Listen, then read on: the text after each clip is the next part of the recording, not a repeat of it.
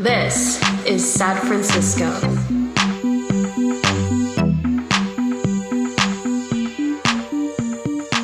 It's Toshio. This episode is about the Transgender District in the middle of San Francisco, which is a small bureaucracy that was created by the city, real estate developers, and a select few trans people, and has had the effect of essentially just being a shield for non-trans politicians, police, and real estate developers. Jemma DeCristo is back to tell us more about why the first official trans district in the U.S. spells doom for the trans community that it is alleging to protect.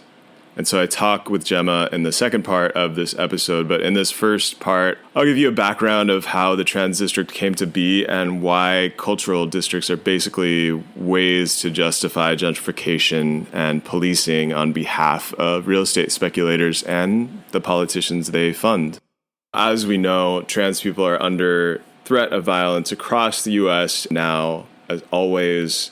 And in neoliberal San Francisco, politicians know it's useful for their own careers to sort of wrap themselves in the trans flag. Meanwhile, they're hiring more police to abuse the queer or trans youth that make up such a huge percentage of people who are houseless here in the city.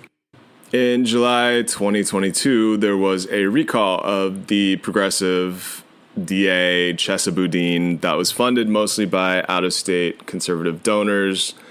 And as a result of the recall, San Francisco got a new DA, Brooke Jenkins, who swore she'd be tough on crime and vowed to lock up and punish more people for quote-unquote survival crimes and charge people under 18 as adults. And one of her first public appearances as DA was a photo op for press and social media where she toured the trans district with the mayor and the head of the trans district. This was shortly after the trans district helped to get police paid overtime to march in the gay pride parade, which we covered in an earlier episode, and also shortly after the trans district's chief strategist, as her title says, did a bunch of social media commending the mayor's increased funding for the police. So for this first part, I'm going to read a little bit from an article I did for Vice back when the Transgender District was hatched in 2017, updated a bit, and then we'll get into the interview with Jemma.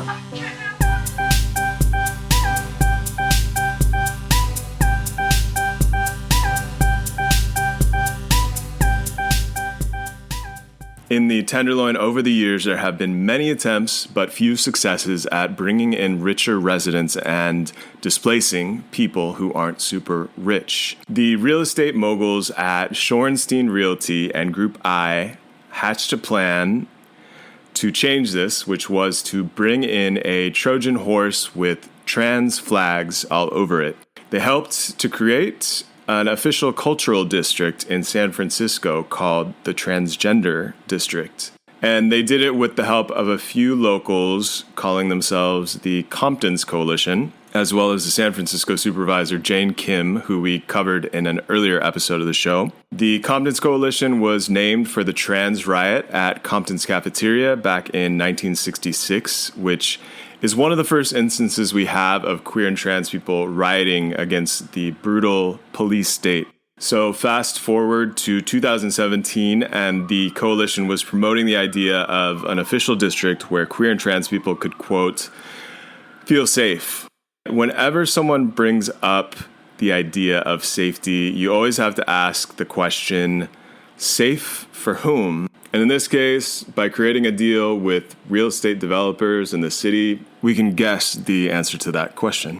Back in 2017, Honey Mahogany, who was briefly on RuPaul's Drag Race and attempted to have a political career in which she decided to embrace the police, her campaign ultimately to win a supervisor seat, in the end, she lost it to a gay cop, Matt Dorsey. Anyway, at the time, she said that we couldn't just let buildings be torn down without trying to preserve our history. I also talked to Felicia Elizondo, who a lot of people know as Felicia Flames. She was one of the, as she said at the time, quote, drag queens, transvestites, and hair fairies, end quote, who rioted at Compton's cafeteria back in 1966. She's featured pretty heavily in Screaming Queens, which is the great documentary about Compton's cafeteria and the riot there. She also spoke about how the only support that people had as trans people in San Francisco back in the day was from each other, and how as a teen, quote, we were Black, Asians, Mexicans, but we were all community, gay, lesbian, bisexual, transgender. We were all in the same boat.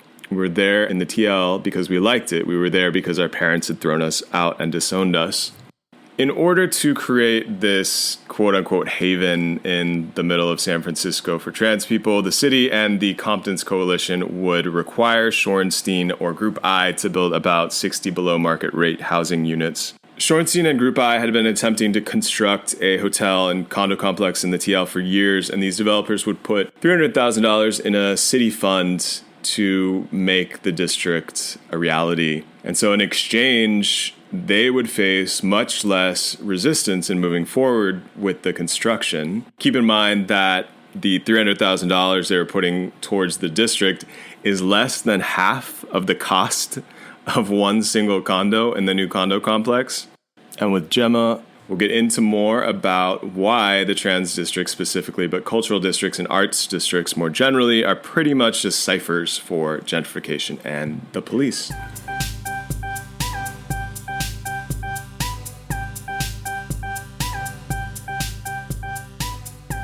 Consider yourself blessed because Jemma DeCristo is back to help us learn more about why the Transgender District and other cultural and arts districts are basically neoliberal inventions from hell. Hello, hi. I'm not back. I've always been here. Thank you for having me back, though.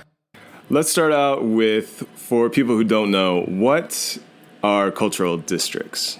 If I was to talk about them in more general terms, I would say that they sort of appropriate the language of sanctuary in most cases that is sort of endemic to queer communities or that we, base a lot of our identity on. Of course, a really good example of this is featured in Christina Hanhart's Safe Space.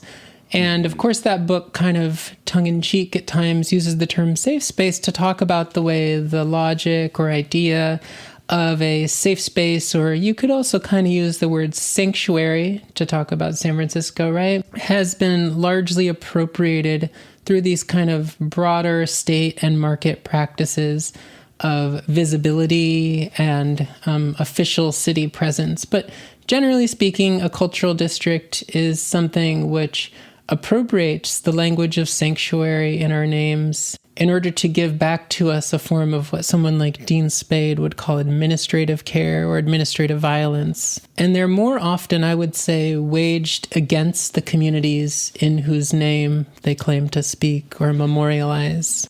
Exactly. So you have them sort of posing as the singular voice for a community. In San Francisco, there are a few different cultural districts that are funded in part through the city. In many cases, they are the result of developers in the cities and maybe a few nonprofits coming together to declare that a new development is going to be a win for everyone involved. And it is a win, but only for a select few.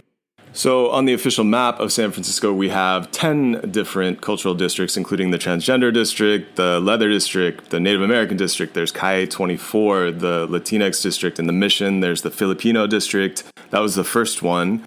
And they're really the result of developers in the city coming together to hatch a plan for, how are we going to gentrify a neighborhood without causing too much of a stir, with a few people from each of these communities represented as staff members.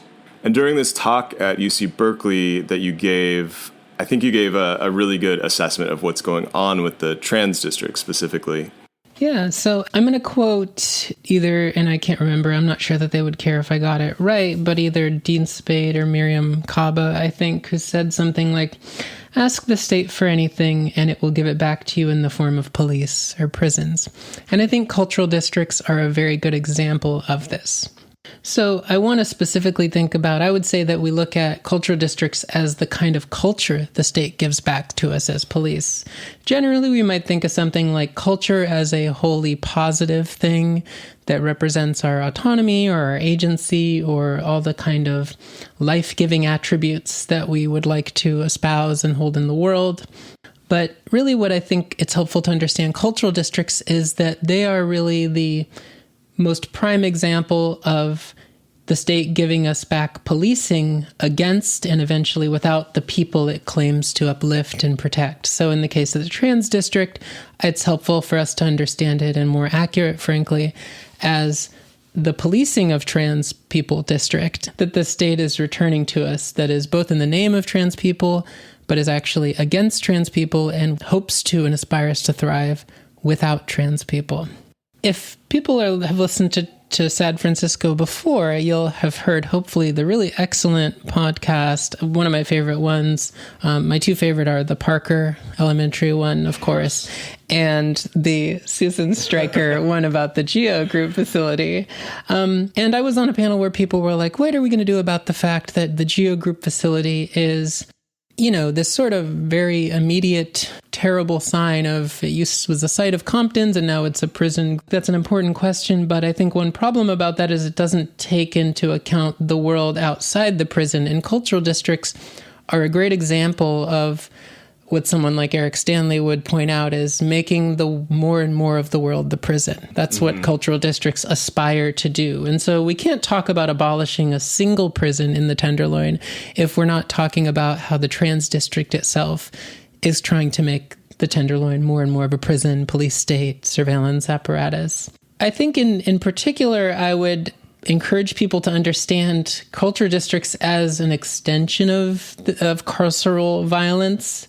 They, however, disguise themselves in kind of what is, to use a very common language now, a rebranding practice. They're a rebranding of police and prisons is probably the simplest way to think about it, right? Because they celebrate, quote unquote, the culture that they claim that they're named after.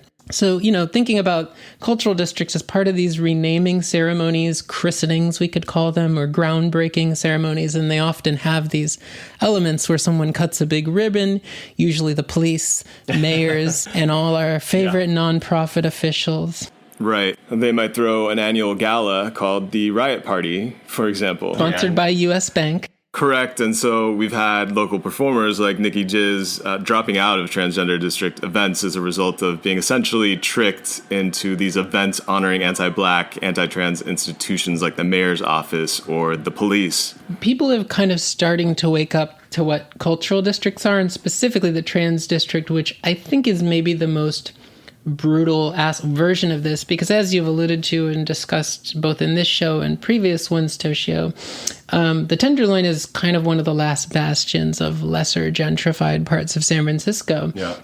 So rather than, when it didn't work to, meet the Tenderloin with abject force, like send in more and more and more and more police, what we're seeing with the Trans District is that it is kind of a euphemism for punishment, as so many other forms of punishment. Just as we could criticize how carceral a lot of services have become in the last 40 or 50 years in the U.S., things like welfare, medical care, and of course nonprofit services, we see a similar kind of euphemism of policing and punishment in the Trans District and what it embodies.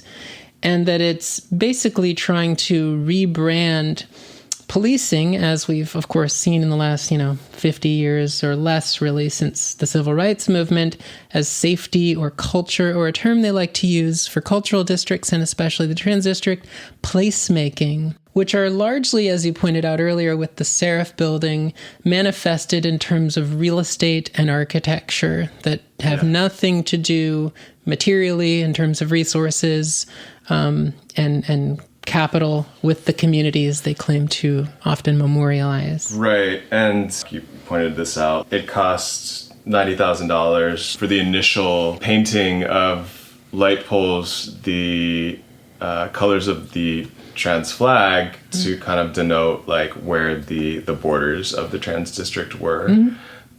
And, that's cute and everything. But this is happening as the area is being gentrified and is unaffordable to most people. Right. I mean, I think, like you're pointing out, the flagpoles are, to me, the simplest example. And you'll often see versions of them as what we would kind of call cultural markers that distinguish cultural districts. With queer districts, it's usually something to do with one of the god-awful flags and their proto-nationalist military affiliations. Love a flag, yeah.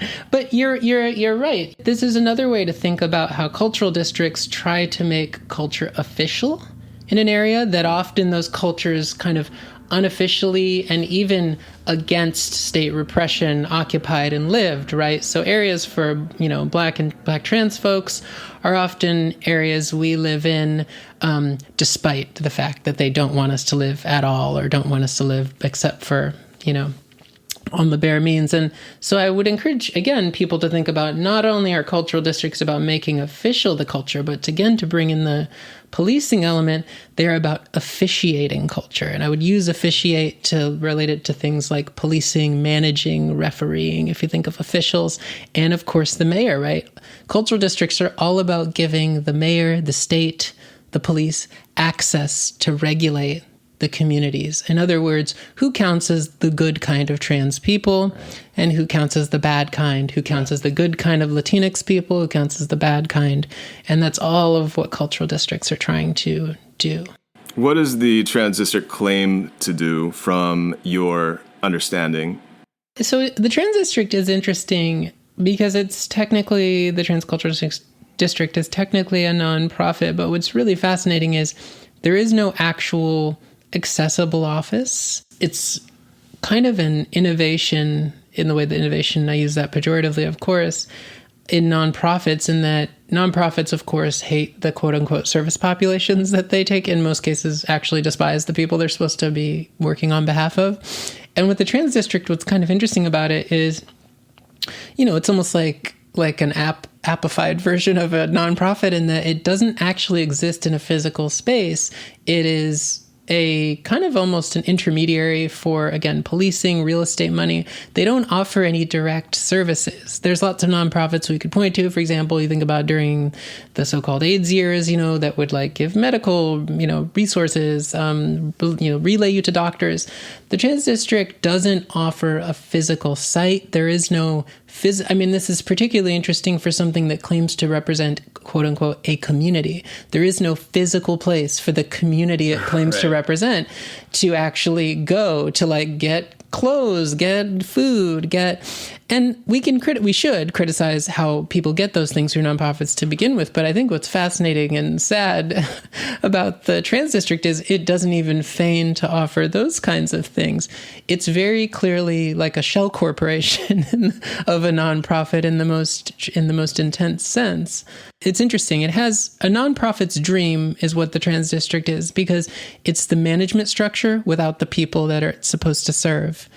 And what I encountered is not only does the head of the trans district, Aria Saeed, make a huge salary, much more than I do, probably 3 to 4 times more than I do. What it does is it poaches a select few, again, the good trans people from the community to work for it, to kind of march with police, which they have done on multiple occasions, take pictures with the mayor and the DA, also cops, right?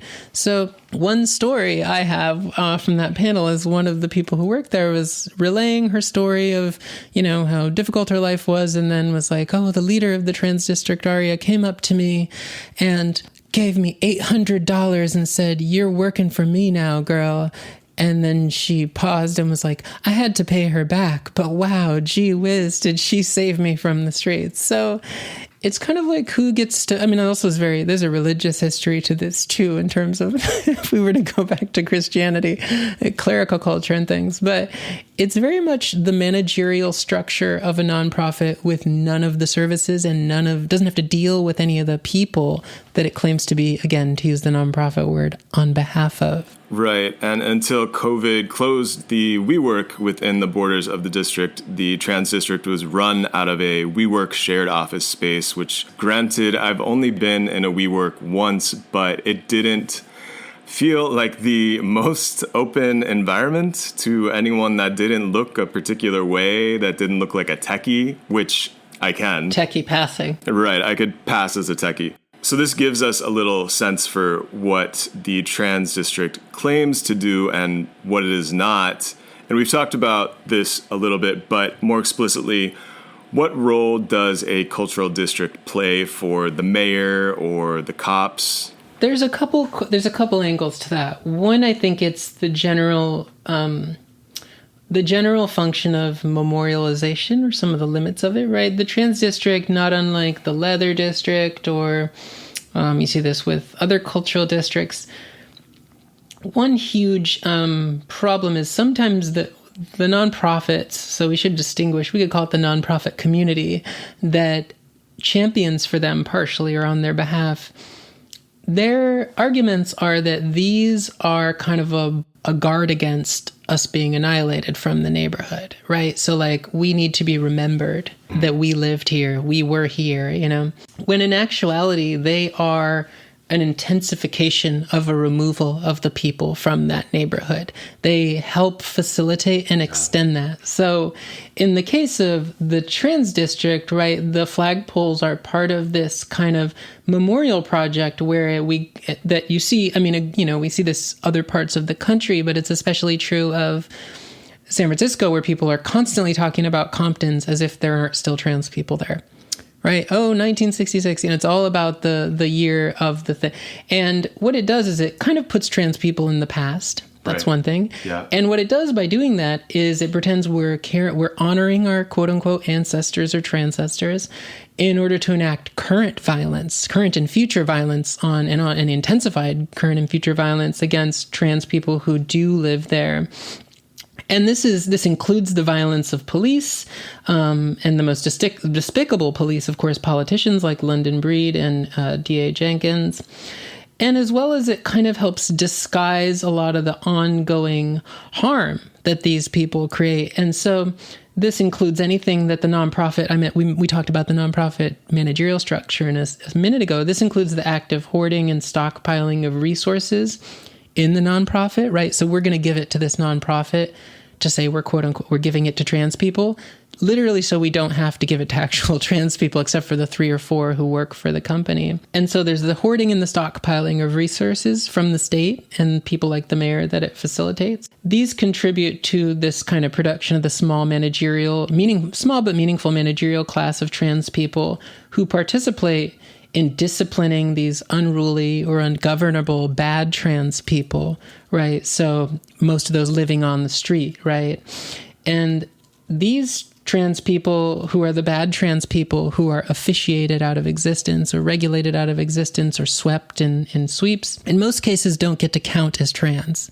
Instead, these people who are, marginalized, even more marginalized than the people making, in some cases, 6 figures working for the Trans District, they're disappeared under the brush of criminals, addicts, druggies, the unhoused, categories that are meant to be like, these are the categories we can do violence to. As opposed to right now in San Francisco, as you alluded to, there is a special state official discourse of San Francisco as a sanctuary for trans people now that you see all these kind of stripping of rights and anti-trans bills. So when they're sweeping people in the streets of the Tenderloin, aka in the Trans District, we're not sweeping trans people, we're sweeping addicts. It's an open air drug market or something, to use that, I think that's Heather Knight's term, right? So that's what it's not just an alibi, it actually creates this legitimate state narrative. And so we see the mayor taking picture with the good kinds of trans people. Well, certainly she would never kill trans people or enact policies that do, when in fact, of course, they do. It creates like I would comfortably use this, since it's headed by a black trans woman, creates kind of an overseer culture. You clued me into anti-poverty campaigns that existed in the 60s and 70s. Mm-hmm. Can you talk a little bit about how the cultural district, it's not like this totally new innovation? No, yeah. Absolutely. So, I think, and this is an important word, and it's something which I write about a lot, right? The Trans District is an extension of what people would call beautification practices or state beautification practices, right? And again, that's a really good example of something where most people are not going to say, most people would hopefully say, well, I'm against removing poor people just for being poor or something like that. But less people would say, I'm against beauty and beautification, right? Yeah. So in the 50s and 60s, things like anti-poverty programs, urban renewal, model cities programs, these all became an integral part of initiating, and these go all the way to YIMBYism and things like that, which are an extension, of course, of urban renewal. These sort of genocidal anti-Black redevelopment campaigns increasingly took on this kind of artful cultural politic that we would call beautification. And this was a way to sneak in and actualize more violent forces under this language of beautification. These kind of programs started around the 50s and 60s. There's a lot of really interesting writing on them. But basically, city monies and federal monies and private foundation monies like the Ford Foundation, the Danforth Foundation, these are, obviously the Ford Foundation still exists. These were directed towards, anti-poverty campaigns, and they conscripted, in a lot of cases, they were directed specifically at Black neighborhoods. You see different examples, like in LA, they were directed at a lot of Latinx neighborhoods too. But these basically conscripted people within the community to become part of this aspirational managerial class. And one example I've talked about, not San Francisco, but I'm sure similar things happened, is in New Haven, Connecticut, which I think you were at recently. There was this campaign called the Freddie Fixer Program, which basically deputized young Black kids or youth into this sort of voluntary proto-police force tasked with cleaning up or beautifying the neighborhoods and wiping them clean of any graffiti, littering, or vandalism that, of course, as we know, originates in many cases from some kind of state neglect. And these sort of projects were really mostly about quelling, and this is during the civil rights movement, this is maybe a little bit different of a context. They were mostly about quelling ruling class fears by the Black elite who was emerging then, the established white ruling class in the state, that they would lose control over poor Black communities that were becoming more radicalized with the civil rights movement and then the Black Power movement. We would probably more now say these are more directly angled at quote-unquote blight neighborhoods, a lot more in the 50s, 60s, and 70s. You can think of a lot of parts of New York. They started to, probably by the 70s, and as we see with the Tenderloin much later, maybe the late 90s or 2000s, they much later started to kind of fallow the fields or blight the neighborhoods for the purposes of real estate development more specifically. And I grew up with this. If you grew up poor and Black, I think you probably were subject to something like this, like PAL, the Policemen's Athletic League, all these kinds of programs that, in addition to kind of disciplining or neutralizing the energy and anger of, poor Black people, especially youth, they were also about building these kind of insidious intimacies with policing structures. So in the case of Freddie Fixer, a lot of kids would march with the cops and, they would get free police badges and things like that. And it's very similar to, at least when I was growing up, things like the Policemen's Athletic League basketball, the Boys and Girls Club, all these programs that sort of attempt to divide and conquer poor Black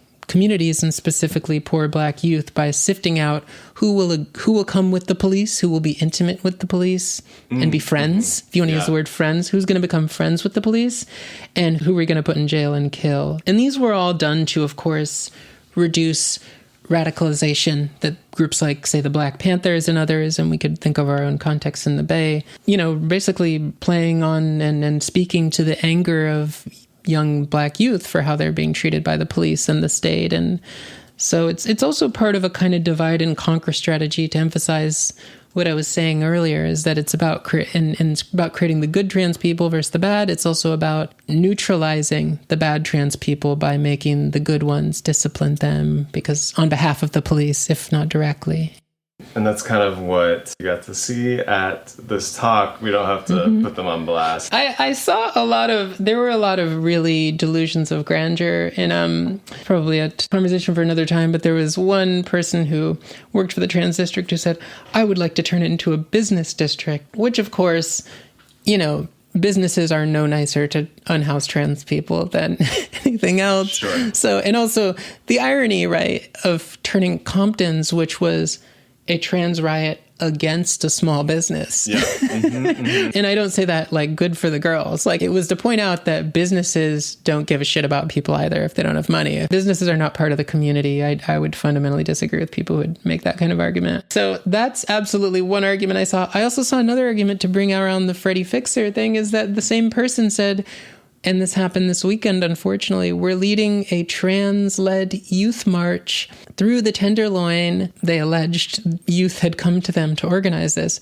And this was on a panel that was supposed to be anti-carceral. And then she said, yes, well, we're anti-carceral, but we were worried about the safety of the youth, so we reached out to an old police friend of ours to do security for it.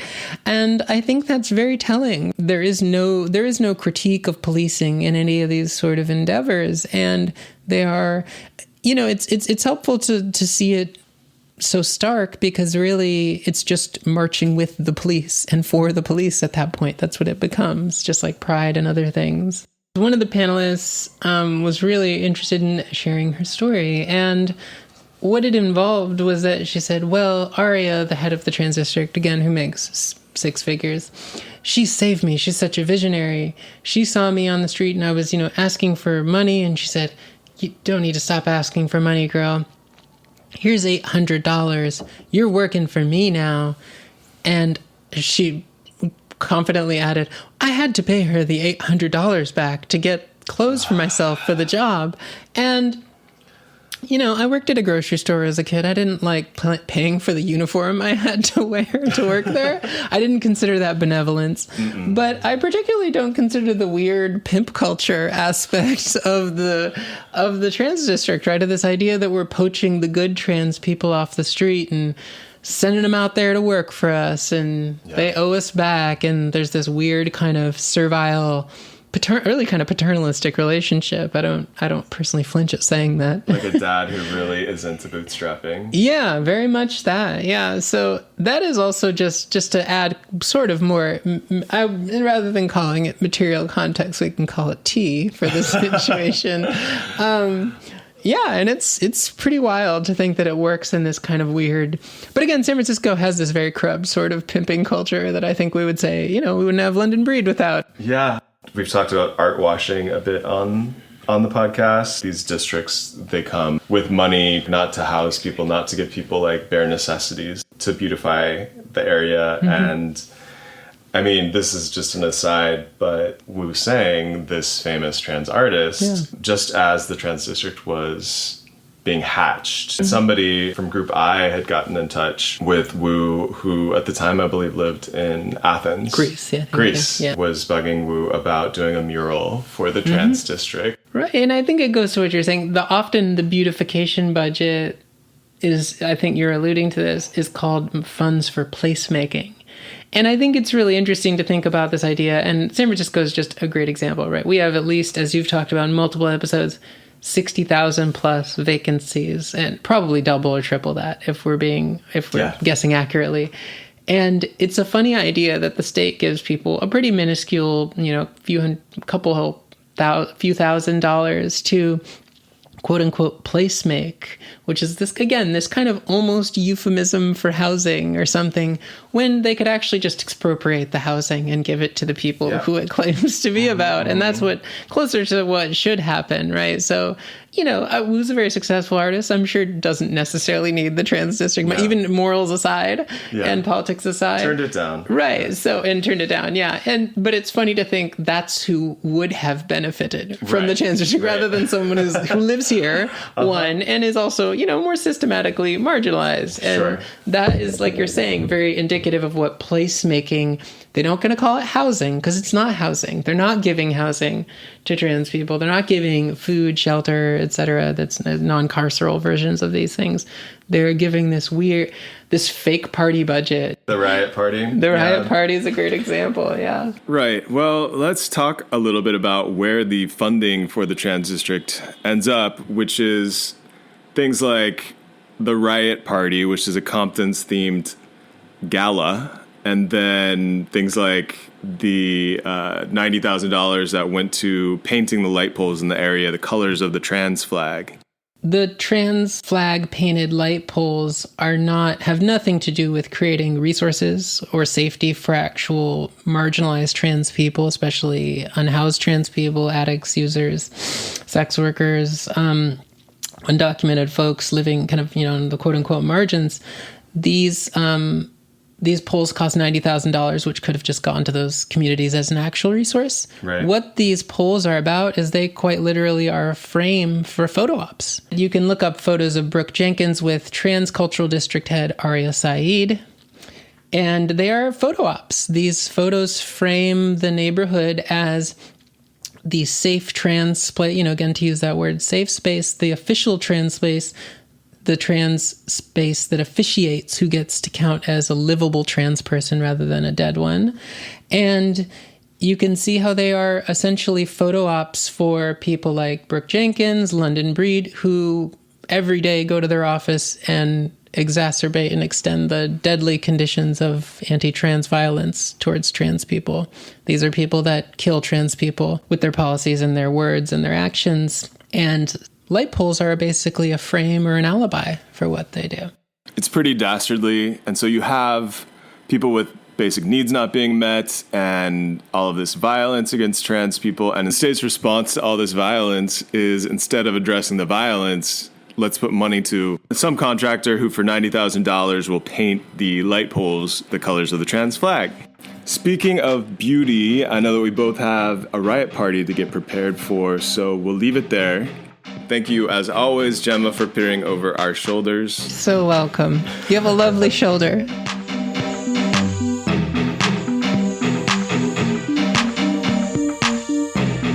Thanks for listening to Sad Francisco. Please support the show over at patreon.com/sadfrancisco. You can also support us by leaving a review or rating us on your podcast app. See you next time in Sad Francisco.